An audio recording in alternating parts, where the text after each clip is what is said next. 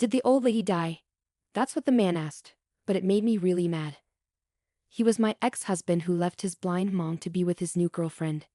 It's crazy to think he came from my kind mother-in-law. His words made me so angry. You must have had it tough too, right?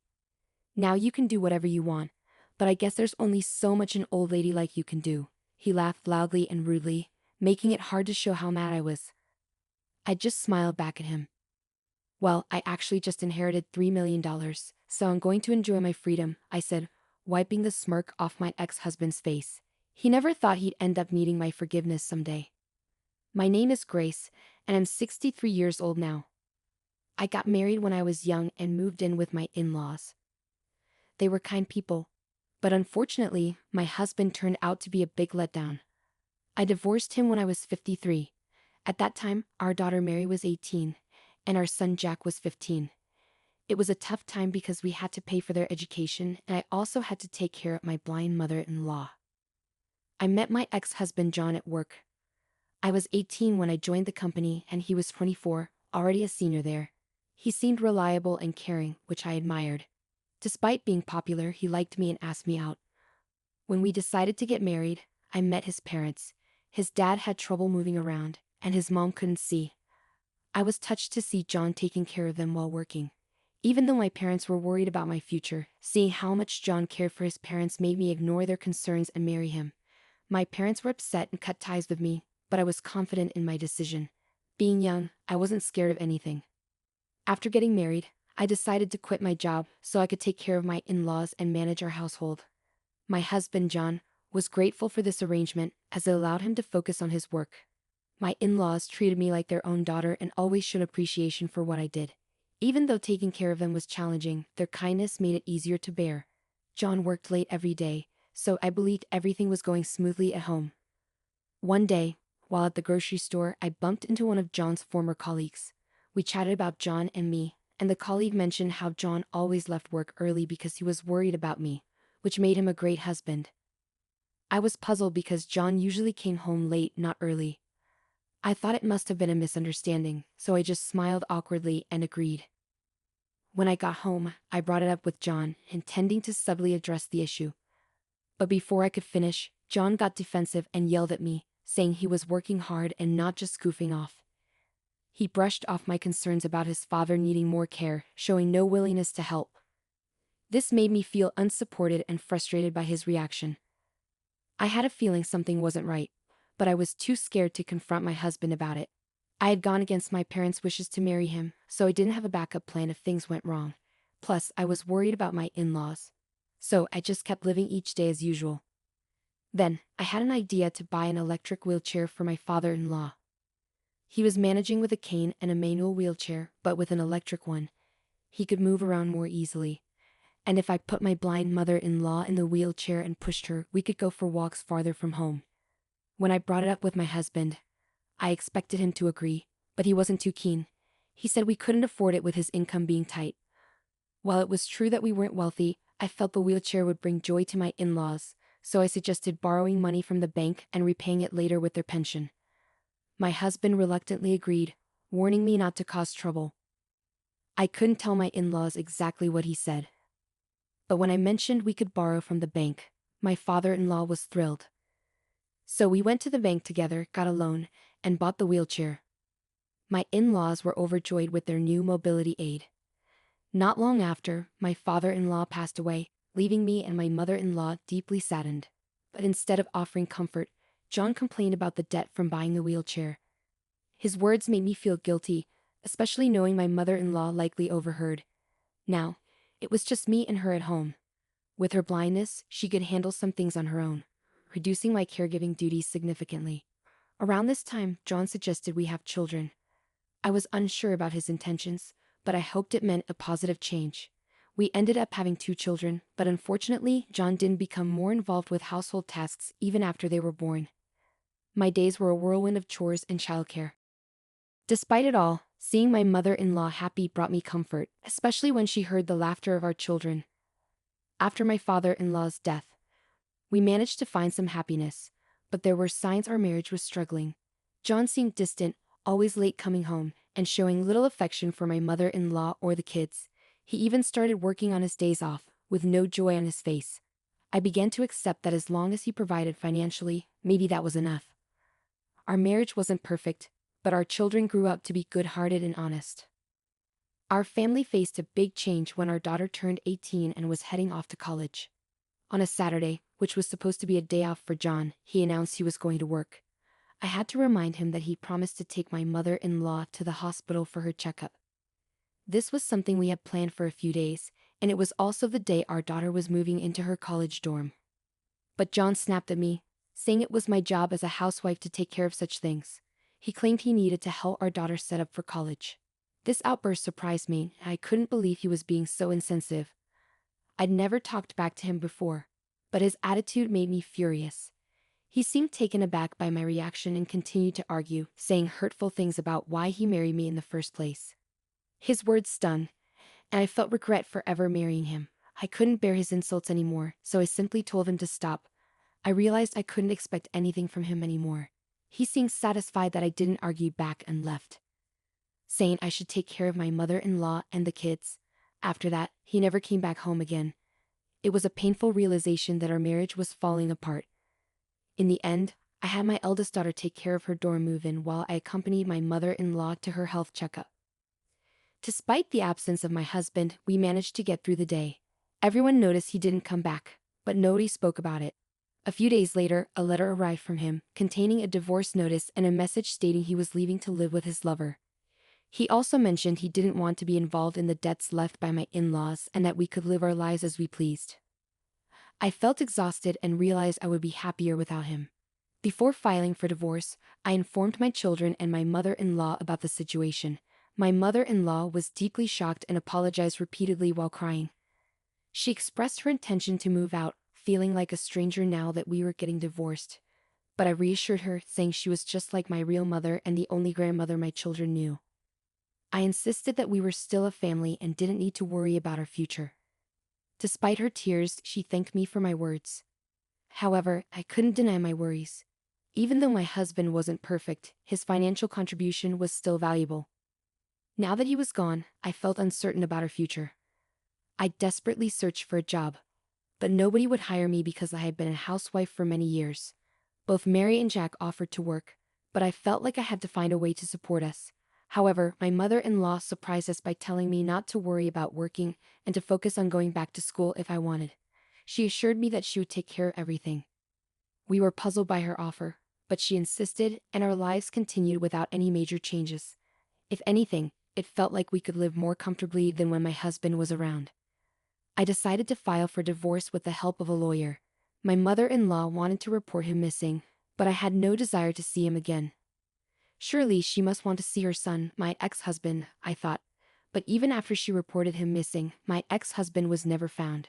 About 2 years ago, my mother-in-law passed away to join my father-in-law. Sadly, she never got to reunite with my ex-husband during her lifetime, even though he's her son. I felt like I should contact him, but when I tried to find his address, there was nobody living there. Reluctantly, we held a small funeral for my mother-in-law with just the three of us. And now, unexpectedly, my ex-husband stands before me. I saw him while I was out shopping alone. At first, I thought I had mistaken him for someone else and tried to ignore him, but he kept staring at me. It's probably not a mistake, I thought, deciding to ignore him, but he persisted, saying, "Grace, right? You're as glum as ever. How rude." The woman next to him laughed softly, adding to my irritation. Just as I was about to walk past them, he said, "Did the poor old hag already kick the bucket?" I stopped in my tracks, glaring at my ex-husband. "Who are you calling a poor old hag?" I asked sharply. He smirked and replied, "You know who I mean, right? Your blind mother-in-law. Heard she passed away. Must have been tough for you, but hey, now you're free to do whatever." Well, within limits, I guess. His crude laughter grated on my nerves, but I knew showing anger would only give him satisfaction, so I forced a smile and replied, "Actually, I inherited $3 million, so I don't have to work anymore. I'm enjoying my freedom, thanks." The smirk on his face disappeared at my unexpected response. "See ya," I said, turning to leave. But he seemed stunned, calling out to me hurriedly, wait a minute. An inheritance of $3 million. What are you talking about? He asked incredulously. What am I talking about? I mean exactly what I said. Thanks to your disappearance, I was able to inherit smoothly without you in the picture. I replied with a hint of satisfaction. My ex-husband's face went pale. You're kidding me. I'm her son, right? I didn't hear about any inheritance. I should have a right to get a share too, he insisted. I couldn't help but smirk. Well, technically yes, but you were gone. Did you know that after 7 years of disappearance you are considered legally dead? I said, enjoying the turn of events. What? So your mother-in-law's inheritance was willed to me, your eldest son, and eldest daughter. You have no role in this anymore, I asserted confidently. My ex-husband looked utterly bewildered, and I had to resist the urge to burst out laughing. I now understood why my mother-in-law had urged me to file a missing persons report after she passed away.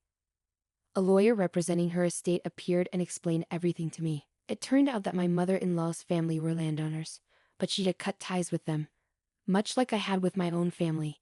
However, she still had the right to inherit. When her parents passed away, she inherited without telling anyone. Thanks to this unexpected windfall, we were able to live without financial worries. I once asked my mother-in-law, Mrs. Young, how are you managing your money? If it's a pension or something like that, please use it however you like. Her response was simple yet profound.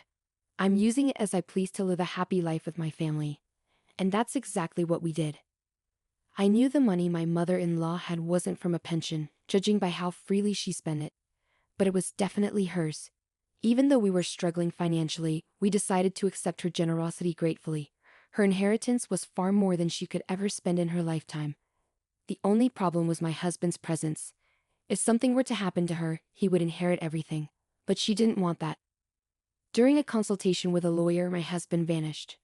She thought he had finally cut ties with us. While she was sad to leave us, she planned to move into a nursing home with assisted living and use up most of her inheritance so she wouldn't leave any problems behind.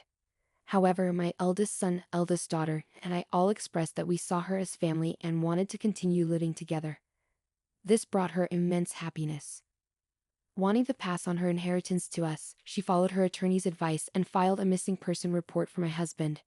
Following the law, my husband left home, and after 7 years, he was legally treated as if he had passed away. 1 year later, when my mother-in-law passed away, her inheritance was passed on to her oldest son and daughter. Even though I didn't have a right to inherit in place of my husband, my mother-in-law made sure to include me in her will. Thanks to her love and foresight, we were able to receive her generous legacy. Because of her, your mom paid for all of Jack's and Mary's school fees and living costs. That's why we could live happily. I thanked my ex-husband for leaving. When I said this to my ex-husband, he looked really surprised with his mouth wide open. He deserved it. Later, my ex-husband contacted me, saying he should get some of the money from the inheritance. I couldn't believe how mean he was after all these years, but legally, there's no inheritance for someone who's officially declared dead.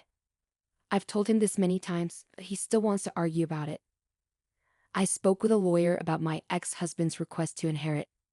The lawyer explained that to inherit anything, my ex-husband would need to go through several legal steps, like canceling the missing person report. Usually in cases like ours, grandchildren end up inheriting the estate. We had no plans to give my ex-husband any money. I told him exactly what the lawyer said. If he wanted to inherit, he'd have to pay inheritance tax too. When I mentioned all these procedures to him, he went quiet. Our kids were there too, and we talked it over. I can't take time off work. I can't deal with all these legal steps. And I shouldn't have to pay inheritance tax. You guys should just give me my share. I helped you all out, so you owe me this much. My ex-husband argued. I was really upset by his stubbornness.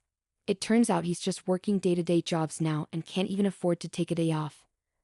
The company he worked for when we were married let him go because he was always absent. When I asked why he left his job and why he's struggling financially, he admitted he owed money to an old flame. He's been doing odd jobs and moving around a lot to pay off his debt. I get it, he insisted, but even with his explanation, I couldn't make sense of it. So things didn't work out with that other woman, huh? Then who was the woman you were with the other day? I asked. She's the one I've been searching for, my ex-husband mumbled quietly. When I heard this, I couldn't help but burst into laughter. My oldest son, my eldest daughter, and I were stunned into silence. Shaking my head at his foolishness, I told my ex-husband, "You're not young anymore. Stop acting like it." "She's my true love," he insisted. When he said that, I realized trying to reason with him was pointless. After reconnecting with my ex-husband, I discovered where he lives now. Turns out, he's staying in an apartment in the nearby town. But it's in his girlfriend's name. My oldest son ended up buying the entire building and became the landlord.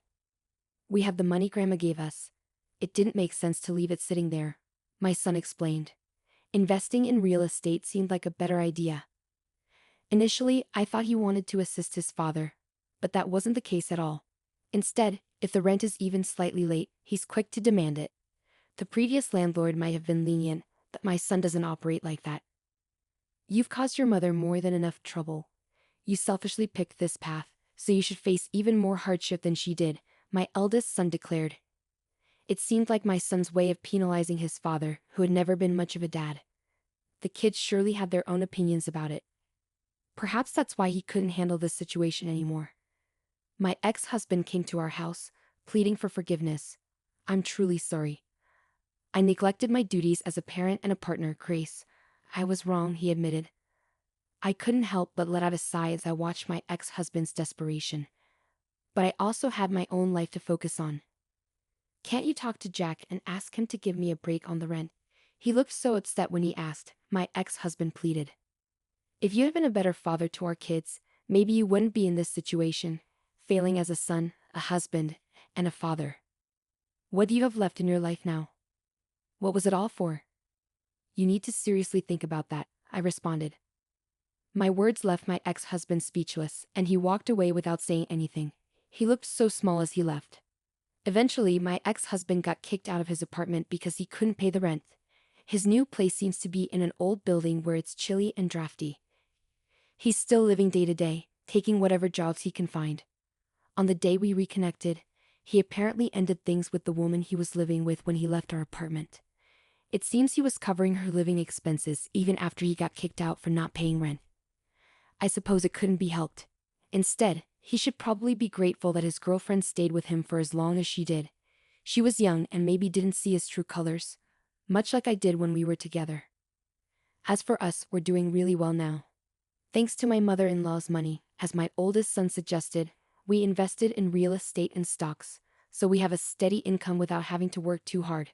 We even have time for fun things like traveling every month. Plus, my eldest daughter, Mary, is getting married. Her fiancé is wonderful and treats her wonderfully. Our family and happiness are growing. I'm savoring the joy of today, which we achieved by overcoming our past struggles.